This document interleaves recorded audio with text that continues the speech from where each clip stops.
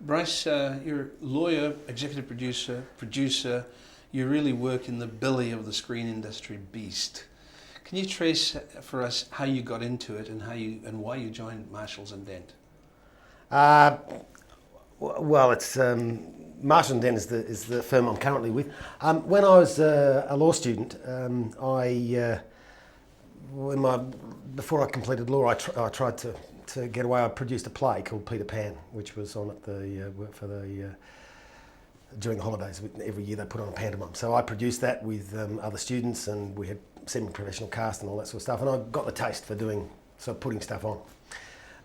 Tried to get a job in theatre, but it was the end of the Labor Party, Labor Party rule in Whitlam years, so I wasn't able to get a job. I had to go back to law. But I kept that passion for this.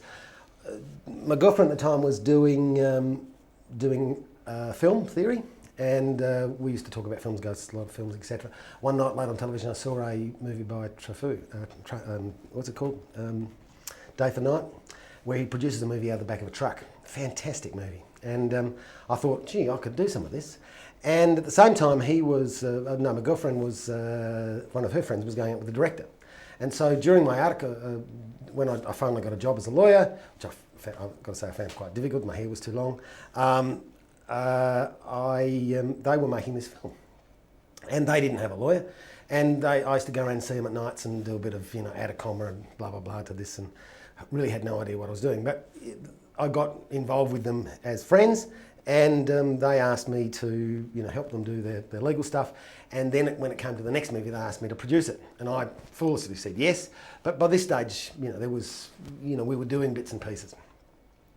But I discovered one of their friends was doing a project, and it was just at the time 10BA was introduced.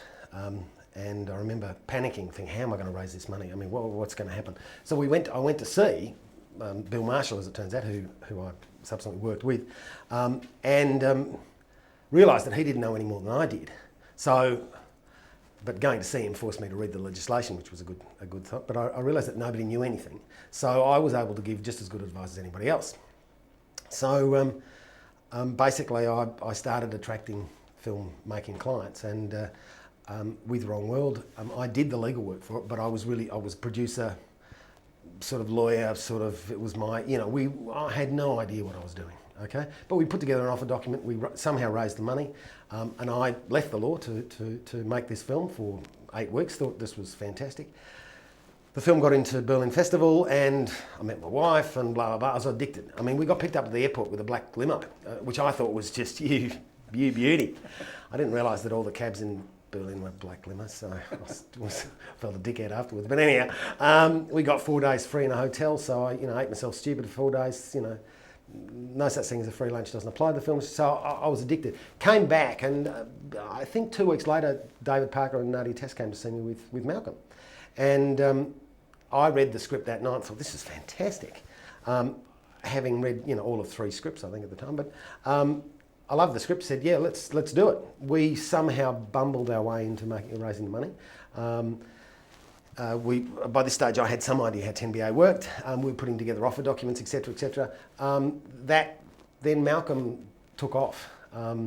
And during the process, David said to me, look, you can be executive producer, because we did a few of the meetings with the brokers together, so I said, fine. So I didn't know what an executive producer did. Certainly had almost no idea what a lawyer did. We somehow raised the money. We somehow made the film. The film was an unbelievable success. To be honest, I haven't looked back. From then, I did a couple of films. We did Death in Brunswick. And I suppose with the association of David and Nadia, which I've always, done their legal work and always often get a credit, depending on what my role is. And then with other people associated with that film, because, working on that film was Tim White. So I later formed a company with him and, helped him make a couple of films. We did about 9 together. Linda House also worked on the film, so I did Proof and then Muriel's Wedding.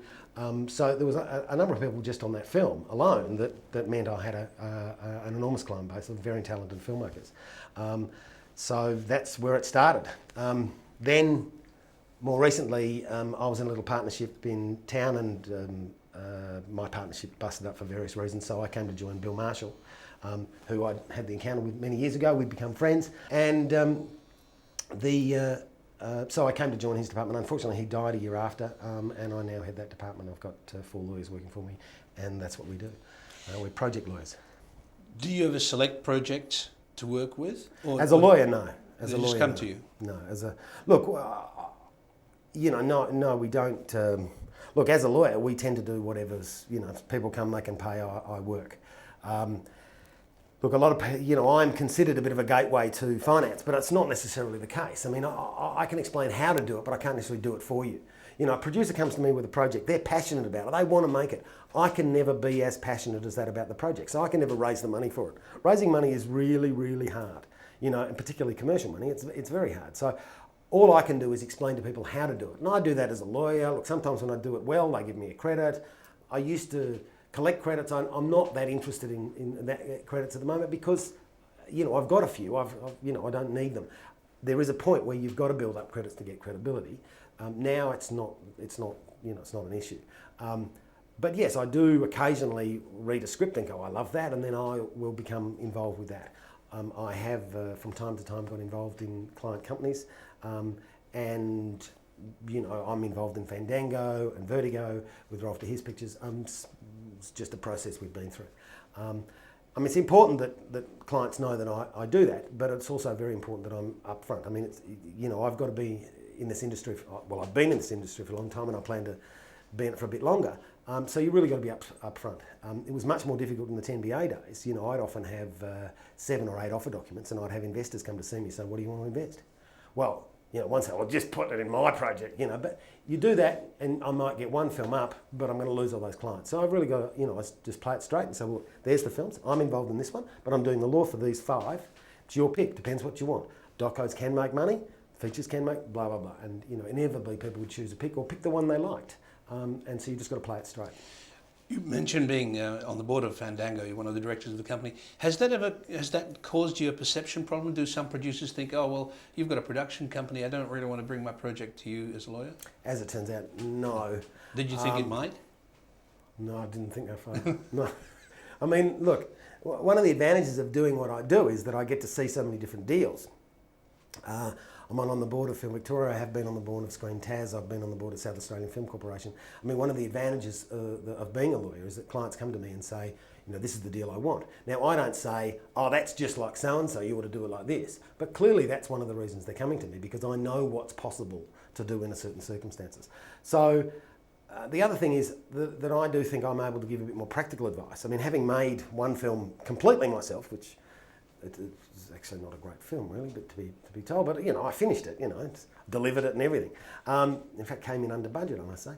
I've got practical ways of dealing with a lot of the problems. I mean, I think a lot of lawyers out there have got no effing idea what to do, and they've got, like I'm a big one on releases, for example. Documentary makers will come to me, "Oh, I haven't got this release." I said, "What's this? Tell me the law that says releases are compulsory." I mean, there's more twits in this industry than there are people with good brains. I mean, it's just horseshit. You're sitting in an interview, and if I didn't want to do this interview, I would walk out. There was a court case, where the fellow was in the Altogether Now, and he sued the FFC as well. And the judge said, "Did you not see the camera?" I mean, if he'd seen the camera, if you hadn't seen the camera, fair enough. And there's special act about the surveillance camera, blah blah blah. Actors' contracts. People get stressed about actors and location agreements. Almost all contracts do not need to be signed. I mean, the reason we sign them is so that people don't argue about what they mean. But that's another issue.